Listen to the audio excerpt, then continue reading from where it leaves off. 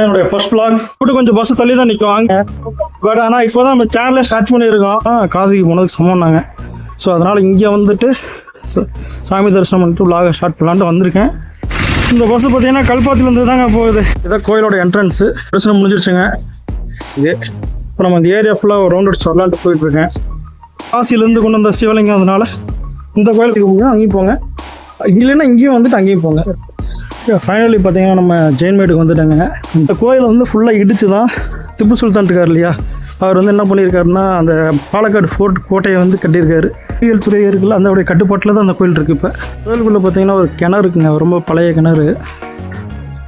சாமி வந்து ஃபோட்டோ எடுக்கக்கூடாதுன்ட்டாங்க. இந்த கோயில் வந்து வெளியே வந்து பார்க்கும்போது பார்த்தீங்கன்னா ரொம்ப சின்னதாக இருக்க மாதிரி இருக்குங்க. ஆனால் உள்ளே போனோம்னா பிரம்மாண்டமாக இருக்குங்க. கரெக்டாக சொல்ல மாதிரி இந்த கோயிலுக்குள்ளே சாமி கூட வந்தாங்க.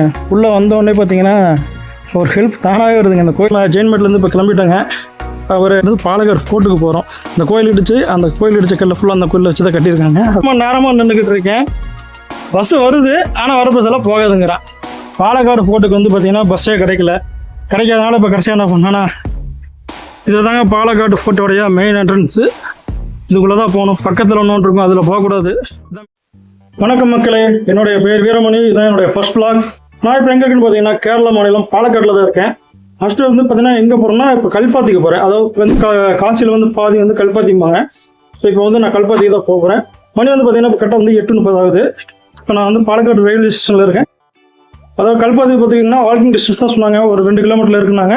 இங்கேருந்து பஸ்ஸும் இருக்குனாங்க. பஸ்ஸில் போகிறதுனால போகலாம், ஆட்டோவும் இருக்குது, ஆட்டோவில் போகிறதுனால போகலாம். இப்போ நான் வந்து பார்த்தீங்கன்னா வாக்கிங்லேயே போகலாம் முடிவு பண்ணியிருக்கேன். இப்போ நடந்தான் இப்போ வந்து கல்பாத்திக்கு போகிறேன்.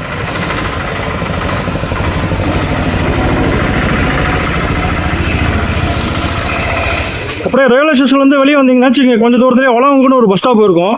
அந்த பஸ் ஸ்டாப் விட்டு கொஞ்சம் பஸ் தள்ளி தான் நிற்கும். அங்கேருந்து பார்த்தீங்கன்னா வச்சுக்கோங்க, பக்கத்தில் ஆட்டோலாம் நிறையா நிற்கும். 20 ரூபா கேட்பாங்க. 20 ரூபா கொடுத்தீங்கன்னா நீங்கள் ஸ்ட்ரைட் அங்கே கல்பாத்திக்கு போயிடலாம். அப்படி இல்லைன்னா ஒரு 10 நிமிஷம் நடந்தீங்கனாலே நீங்கள் கல்பாத்திக்கு போயிடலாம்.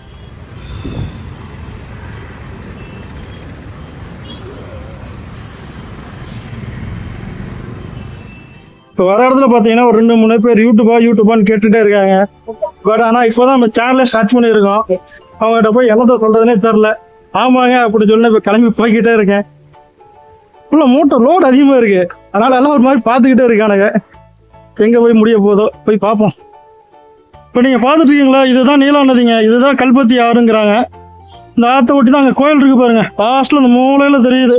அந்த கோயிலுக்கு தான் நம்ம போக போகிறோம்.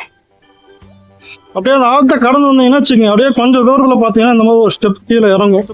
இந்த ஸ்டெப்பில் தான் இப்போ நம்ம போகணும். ஸ்டெப்பில் தான் கீழே இறங்கி இந்த மாதிரி ஒரு ஸ்டெப்பு கீழே இறங்கும்.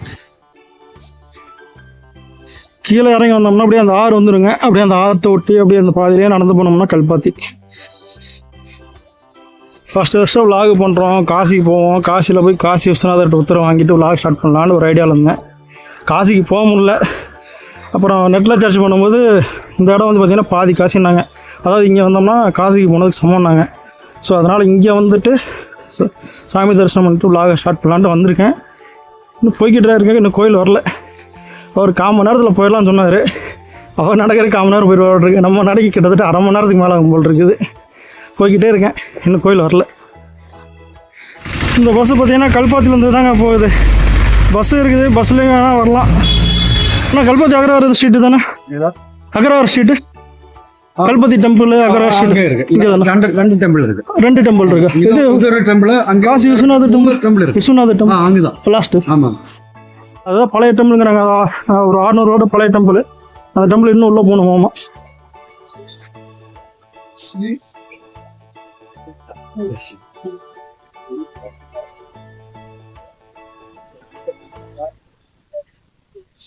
இதுதாங்க ஃபுல் அக்ரகார தெரு. இது வந்து ஓல்டு கல்பாத்திங்கிறாங்க. கோயிலோட என்ட்ரன்ஸு. இந்த பக்கத்தில் இருக்க இந்த கடையில் பேக்கெல்லாம் கொடுத்து வச்சு போயிருந்தேன். ஒருவேளையே பார்த்தீங்கன்னா காசில் வந்து நம்ம பாதி காசி கல்பாத்தியில் வந்து தரிசனம் முடிஞ்சிருச்சுங்க. இதுதான் வந்து பார்த்தீங்கன்னா கோயிலோட மெயின் என்ட்ரன்ஸு. பக்கத்துலேயே பார்த்தீங்கன்னா அந்த தேர்லாம் நட்டி வச்சுருக்காங்க.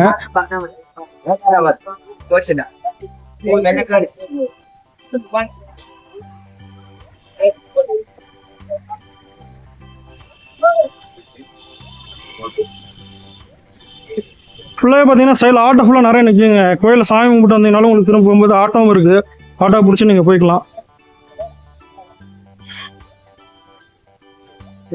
இது வந்து பார்த்தீங்கன்னா நியூ கல்பாத்தின்னு சொல்கிறாங்க. அந்த பக்கம் வந்து ஓல்டு கல்பாத்தி, இது வந்து பார்த்தீங்கன்னா நியூ கல்பாத்தி. அம்மா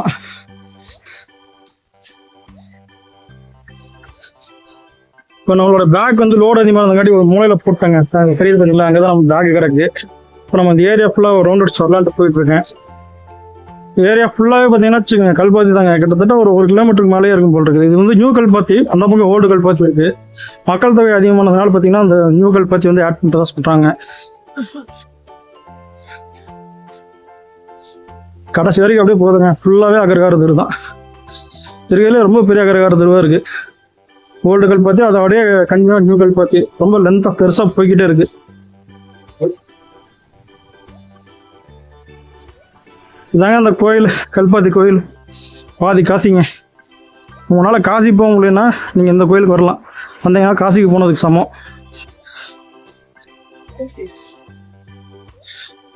அதாவது இங்கே இருக்க பிராமணர்கள்லாம் முதல்ல எப்படி வந்தாங்கன்னா, இவங்கெல்லாம் பார்த்தீங்கன்னா நம்ம தமிழ்நாட்டில் தஞ்சாவூரில் இருந்து வந்தவங்க தான். அதாவது பார்த்தீங்கன்னா 1300 1400 இந்த காலகட்டத்தில் வந்து பார்த்தீங்கன்னா முளையார் படையெடுப்பு வந்து நடந்துட்டு இருந்தது. அது இந்தியா முழுக்க நடந்துட்டு இருக்கும்போது அதோட தாக்கம் வந்து தமிழ்நாட்டில் இருந்தது. அது தஞ்சாவூர் பகுதியில் இருந்தது. அப்போ தஞ்சாவூர் பகுதியில் இருந்து இங்கே வந்தவங்க தான் பிராமணர்கள். அதாவது வந்து பார்த்தீங்கன்னா தஞ்சாவூர் பகுதியில் இருந்த பிராமணர்கள் வந்து பார்த்தீங்கன்னா இடம்பெயர்ந்து போயிட்டு இருக்காங்க. அதில் ஒரு பிரிவினர் வந்து பார்த்தீங்கன்னா பாலக்காடு பக்கம் வராங்க. அப்போ பாலக்காடு பக்கம் வரும்போது பார்த்தீங்கன்னா பாலக்காட்டு ராஜா ஒருத்தர் இருந்தார், இட்டிக்குமியச்சன்னு சொல்கிறாங்க. அந்த ராஜா தான் இந்த மக்கள் வந்து வரவேற்று இந்த இடத்த ஃபுல்லாக வந்து அந்த ராஜா தான் அந்த மக்களுக்காக வந்து கொடுத்துருக்காரு.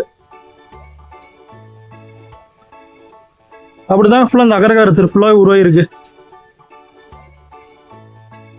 அதுக்கப்புறம் இந்த கோயில் காசி கோயில். இந்த கோயில் எப்படி வந்து கேட்டிங்கன்னா, இந்த அகரகாரத்தில் வந்ததுக்கப்புறம் இங்கிருந்து ஒரு பிராமண பெண்மணி என்ன பண்ணுறாங்கன்னா, இங்கிருந்து காசிக்கு போகிறாங்க, வாரணாசிக்கு. வாரணாசிக்கு போயிட்டு அங்கிருந்து பார்த்தீங்கன்னா ஒரு சிவலிங்கத்தை கொண்டு வராங்க. அந்த சிவலிங்கத்தை கொண்டு வந்து அதுக்கப்புறம் இங்கே வட்டினதுக்கப்புறம் அந்த சிவலிங்கத்துக்காக ஒரு கோயில் கட்டணும் ஒரு முடிவு பண்ணுறாங்க. அப்படி கட்டுற கோயில் தாங்க இந்த கோயில். ஏன் இந்த கோயில் வந்து பாதி காசின்னு சொல்கிறாங்கன்னா பார்த்தீங்கன்னா, வாரணாசி காசிலிருந்து அந்த பெண்மணி கொண்டு வந்த சிவலிங்கத்தை வந்து இங்கே ராஜாக்களும் இந்த மக்கள்லாம் சேர்ந்து இங்கே வந்து கோயில் கட்டினாங்க. அந்த கோயில் தாங்க இந்த கோயில். அதனால் சிவன்லேருந்து அங்கே லிங்கத்தை கொண்டு வந்து கட்டிச்சாங்க. இது வந்து பாதி காசி அப்படிங்கிறாங்க. இந்த காலத்தில் வந்து பார்த்தீங்கன்னா அதாவது பார்த்தீங்கன்னா போக்குவரத்து வசதி பெருசாக கிடையாது. ஒரு பண வசதி இருக்கவங்க மட்டும்தான் வந்து காசிக்கு போக முடியும். அந்த மாதிரி ஆளுகள்லாம் போக முடியாத பட்சத்தில் வந்து அவங்கெல்லாம் இந்த கோயிலுக்கு தான் வந்தாங்களாமா. அதாவது காசிலேருந்து கொண்டு வந்த சிவலிங்கம், அதனால இந்த கோயிலுக்கு வந்துட்டு இருந்தாங்க. அதனாலேயும் இது வந்து பார்த்து பாதி காசி அப்படின்னு சொல்கிறாங்க. உங்களால் காசி போக முடியினாலும் இந்த கோயிலுக்கு வந்தீங்கன்னா காசிக்கு போனது சமம். உங்களால் அங்கே போக முடியலன்னா கண்டிப்பாக ஒரு தடவை இங்கே வந்துட்டு போங்க. இந்த கோயில் வந்து பார்த்தீங்கன்னா சிவலிங்கம் வந்து ரொம்ப சின்னதாக இருக்குங்க. ஒரு சின்ன சிவலிங்கமாக தான் வச்சுருக்காங்க. அதுக்கப்புறம் பார்த்தீங்கன்னா உள்ளே வந்து கேமரா அலௌடு இருக்கா இல்லையான்னு தெரியல. ஆனால் வந்து நமக்கே தெரியும், கோயிலுக்கு போகிறோம் சாமி கும்பிடும்போது பார்த்தீங்கன்னா நல்லா ஃபோட்டோலாம் எடுக்கக்கூடாது அப்படின்னு தெரியும். அதனால் நானும் வந்து இந்த ஃபுல்லாக கேமராலாம் எடுத்துகிட்டு போகல. ஆனால் வந்து பார்த்தீங்கன்னா சாமி வந்து ஒரு சின்ன சிவலிங்கமாக தான் வச்சுருக்காங்க. பின்னாடி வந்து பார்த்தீங்கன்னா ஒரு நடராஜர் சிலை வச்சுருக்காங்க. அது பார்த்தீங்கன்னா பக்கத்தில் விநாயகர் சிலை, மற்ற சாமியோட சிலையெல்லாம் வச்சுருக்காங்க. நல்லா திருப்தியாக இருக்குங்க. அவங்களா இது பண்ணி சாமி அவங்களால காசிக்கு போக முடியாத பட்சத்தில் நீங்கள் வாங்க, காசிக்கு போக முடியும் அங்கேயும் போங்க. இல்லைன்னா இங்கேயும் வந்துட்டு அங்கேயும் போங்க. 2 பக்கம் கூட நீங்கள் வந்துட்டு போகலாம். அந்த மாதிரி ஒரு கோயில் தான் இந்த கோயில். அப்புறம் அந்த ட்ரெஸ் கோடெல்லாம் பார்த்தீங்கன்னா இப்போ வந்து சில கோயிலில் வந்து பார்த்தீங்கன்னா வேட்டி மட்டும்தான் போட்டு அப்படின்லாம் சொல்லுவாங்க. இந்த கோயில் அப்படியெல்லாம் கிடையாது. ட்ரெஸ் கோட் நீங்கள் எது வேணால் போட்டு வரலாம். பேண்ட் ஷர்ட்டோடய நீங்கள் உள்ளே போகிறதுனால உள்ளே போகலாம். இந்த அகரகாரத்தில் வந்து பார்த்தீங்கன்னா 2008 வந்து கேரளாவுடைய முதல் வந்து பாரம்பரிய கிராமமாக வந்து அறிவிச்சிருக்காங்க. இது வந்து பார்த்தீங்கன்னா கேரளாவோட முதல் பாரம்பரிய கிராமம். அதே நேரத்தில் வந்து யுனெஸ்கோலையும் அப்ளை பண்ணிட்டு சொல்கிறாங்க. இங்கிருந்து எங்கே போய் பார்த்தீங்கன்னா ஜெயின்மேடுன்னு ஒரு இடம் இருக்குது. அந்த இடத்துக்கு தான் போகிறோம். அது வந்து ரொம்ப பழமையான இடம். ஃபைனலி பார்த்தீங்கன்னா நம்ம ஜெயின்மேடுக்கு வந்துட்டாங்க. ஜெயின்மேடு அந்த கோயில்கிட்ட தான் நான் இருக்கேன். கிட்டத்தட்ட வந்து பார்த்தீங்கன்னா கல்பாத்தியிலேருந்து ஒரு 2.5 கிலோமீட்டர் வந்தது. 2.5 கிலோமீட்டருக்கு நடந்து அந்த கோயிலுக்கு வந்தேன். இந்த கோயில் வந்து பார்த்தீங்கன்னா ஒரு 500 ஆண்டு பழமையான கோயிலுங்க. ஒரு 500 வருட பழமையான கோயிலுக்கு தான் வந்திருக்கும். ஃப்ரெண்ட்ஸ் அந்த கோயிலை காட்டுற அப்படியே நீங்களே பாருங்கள். இதுதாங்க வந்து பார்த்தீங்கன்னா அந்த ஜெயின் கோயில். இந்த கோயில் தான் வந்து பார்த்தீங்கன்னா 500 வருஷமான பழமையான கோயிலுங்க. இது வந்து அந்த ஜெயின் மதம் இருக்காங்க தெரியுமா, சமண மதம், அவங்களுக்கு உண்டான கோயிலுங்க. இந்த கோயில் வந்து பார்த்தீங்கன்னா கிட்டத்தட்ட வந்து பார்த்தீங்கன்னா அவங்களுடைய 24வது சந்திர பிரபா திகம்பரர் அவருக்காக கட்டின கோயில். மேலே போட்டுருப்பாரு, அவருக்காக கட்டின கோயில். இந்த கோயில் தான் பார்த்தீங்கன்னா கிட்டத்தட்ட வந்து ஒரு 500 வருடங்கள் பழமையான ஜெயின் டெம்பிளுங்க. அதாவது வந்து 24 தீர்த்தங்கருக்காக வந்து அந்த கோயிலை ஃபுல்லாக கட்டியிருக்காங்க. இந்த கோயில் வந்து பார்த்திங்கன்னா கட்டினது வந்து பார்த்திங்கன்னா கர்நாடகா வந்து ஒரு 500 வருடத்துக்கு முன்னாடி வந்து வைர வியாபாரிகள் வந்து இங்கே தங்கியிருந்தாங்க. ஒரு 400 குடும்பத்துக்கு மேலே இந்த ஏரியாவில். அதான் இந்த ஏரியா பேர் ஜெயின்மேடு. அவங்க வந்து கட்டின கோயில் தான் இந்த கோயில். அவங்க வந்து பார்த்திங்கன்னா கர்நாடகாவில் போய் சாமி கும்பிட முடியாதங்கிறதுக்காக அவங்களுக்காக வந்து இந்த கோயில் வந்து அவங்க கட்டினாங்க. இந்த கோயில் வந்து இப்போ வந்து சின்ன கோயிலாக இருக்குங்க. பட் ஆனால் இந்த கோயில் வந்து முன்னே வந்து ரொம்ப பெரிய கோயில் இருந்தது. இப்போ வந்து சுற்றி பார்க்குறீங்களா இந்த காம்பவுண்ட் சுவர்லாம், இந்த காம்பவுண்ட் சுவர்லாம் ரொம்ப சின்னதாக இருக்கு இல்லையா, முன்னே இப்படிலாம் கிடையாது, ரொம்ப பெருசாக இருந்தது. இந்த கோயிலை வந்து ஃபுல்லாக இடித்து தான் திப்பு சுல்தான் இருக்கார் இல்லையா, அவர் வந்து என்ன பண்ணியிருக்காருன்னா அந்த பாலக்காடு ஃபோர்ட் கோட்டையை வந்து கட்டியிருக்காரு. ஃபுல்லாக இந்த கோயிலெல்லாம் இடித்து இந்த கோயிலில் இருந்த கல்லை வச்சு தான் அதை கட்டியிருக்காரு. அதுக்காக தான் வந்து பார்த்திங்கன்னா இந்த கோயிலுக்கு நான் வந்தேன், ஜெயின் கோயிலுக்கு. இப்போ இங்கே வந்து பார்த்திங்கன்னா ஜெயின் மக்கள்லாம் இருக்காங்களான்னு கேட்டிங்கன்னா கிடையாது. மேக்ஸிமம் எல்லாம் என்ன ஆகிட்டாங்கன்னா இங்கேருந்து பார்த்திங்கன்னா வயநாடு பகுதிக்கெலாம் குடிபெயர்ந்து போயிட்டாங்களாம்மா. இப்போ இந்த ஏரியாவில் வந்து குறிப்பிட்ட அளவுக்கு தான் ஜெயின் மக்கள் இருக்காங்க. இந்த கோயில் பார்த்திங்கன்னா ரொம்ப நாள் சிதிலமடைஞ்சு பராமரிப்பு இல்லாமல் இருந்தது. வந்து புனரமைச்சு இப்போ மறுபடியும் கொண்டு வந்திருக்காங்க. இந்த கோயில் வந்து பார்த்திங்கன்னா இந்திய தொல்லியல் துறை இருக்குல்ல, அதோடைய கட்டுப்பாட்டில் தான் அந்த கோயில் இருக்குது. இப்போ சாமி வந்து ஃபோட்டோ எடுக்கக்கூடாதுன்ட்டாங்க, அதனால் சாமி ஃபோட்டோ எடுக்கலை.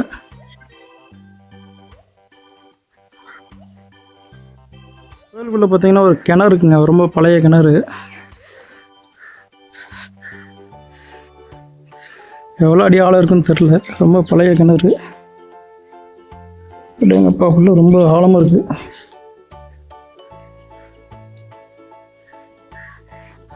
இந்த கோயில் வந்து வெளியேருந்து பார்க்கும்போது பார்த்திங்கன்னா ரொம்ப சின்னதாக இருக்க மாதிரி இருக்குங்க. ஆனால் உள்ளே போனோம்னா பிரம்மாண்டமாக இருக்குங்க. சாமி வந்து பார்த்துட்டே இருக்கலாம் போல் இருக்குது. அதாவது அவங்க 8வது தீர்த்தங்கராமா சந்திரபிரபா அப்படின்னு சொன்னாங்க, அவருக்காக இந்த கோயில் வந்து கட்டியிருக்காங்க. உண்மையாலுமே பார்க்குறக்கே செம்மையாக இருந்ததுங்க. உள்ளே போனால் அப்படியே அங்கேயே உட்காந்துக்கலாமா அப்படிங்கிற மாதிரி இருந்தது. உண்மையாலுமே கோயில் வந்து ரொம்ப சூப்பராக இருந்தது. இப்போ இந்த கோயில் வந்து பார்த்திங்கன்னா புனரமைக்கப்பட்ட ஆண்டு வந்து பார்த்திங்கன்னா 2013 வந்து ஜூலையில் பண்ணிச்சுங்க. அது கிட்டத்தட்ட ஒரு 13 வருஷத்துக்கு முன்னாடி வந்து புனரமைச்சிருக்காங்க. அதுக்கு முன்னாடி வரைக்கும் இந்த கோயில் வந்து பாலடைஞ்சு சிதிலம் வந்தது.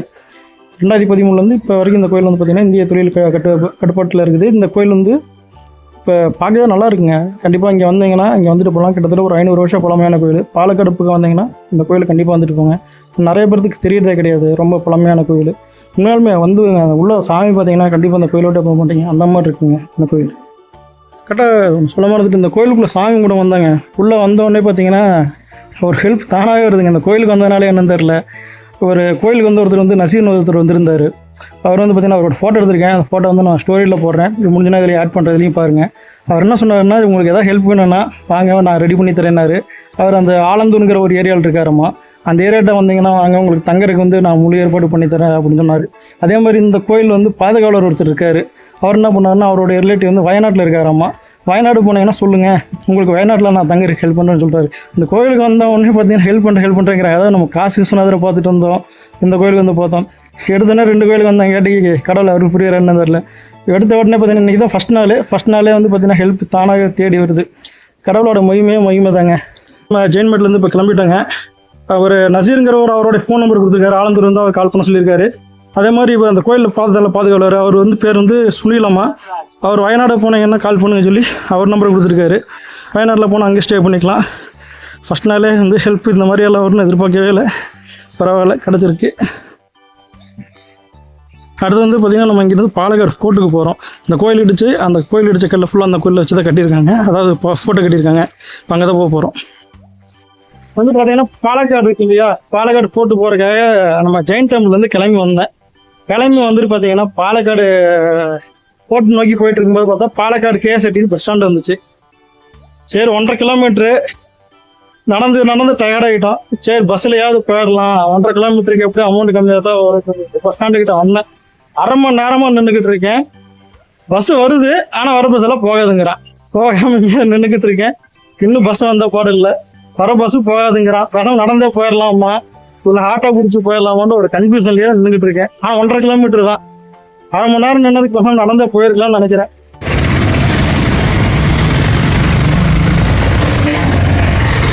பாலக்காடு ஃபோர்ட்டுக்கு வந்து பார்த்தீங்கன்னா பஸ்ஸே கிடைக்காதனால இப்போ கடைசியாக என்ன பண்ணேன்னா நடந்தே பாலக்காடு ஃபோர்ட்டுக்கு வந்துட்டேன். இப்போ பாலக்காடு ஃபோர்ட்டுக்கு போகிறதுக்கு முன்னாடி பார்த்தீங்கன்னா அதுக்கு லெஃப்ட் சைட்லேயே வந்து பார்த்தீங்கன்னா கரெக்டாக பாலக்காடோட கிரவுண்ட் இருக்குது. பாலக்காடு மைதானம் சொல்லுவாங்க. இந்த மைதானத்தில் வந்து பார்த்தீங்கன்னா திப்பு சுல்தான் வந்து யானைகளையும் குதிரைகளெல்லாம் கட்டி வச்சுருந்தாராம்மா. அந்த இடம் ஃபுல்லாக இப்போ கிரிக்கெட் கிரவுண்டாக மாற்றி வச்சுருக்காங்க. நீங்களே அதை பாருங்கள், ஃபுல்லாக கிரிக்கெட் கிரவுண்டாக மாற்றிட்டாங்க. இதில் நிறைய பேர் படுத்து தூங்கிட்டு இருக்காங்க. இவங்கெல்லாம் கிரிக்கெட்டை வேடிக்கை பார்க்க வந்தோம்னு நினைக்கிறேன். பார்வையாளர்கள் மேட்ச் நடக்கிறதுனால வசதியில் படுத்து தூங்கிட்டு இருக்காங்க. பிளேயர்ஸ் எல்லாம் அந்த மூலையில் நின்றுட்டு இருக்காங்க. அதாவது யானையும் குதிரையும் கட்டி வச்சிருந்த இடம் இப்போ கிரிக்கெட் மைதானமாக இருக்குது. இதுதாங்க பாலக்காடு ஃபோர்ட்டோடைய மெயின் என்ட்ரன்ஸு. இதுக்குள்ளே தான் போகணும். பக்கத்தில் ஒன்று இருக்கும், அதில் போகக்கூடாது. இதுதான் மெயின் என்ட்ரன்ஸ், இதுக்குள்ளே தான் போகணும். ஸோ அப்படியே பாலக்காடு ஃபோர்ட்டுக்குள்ளே வந்தாச்சு.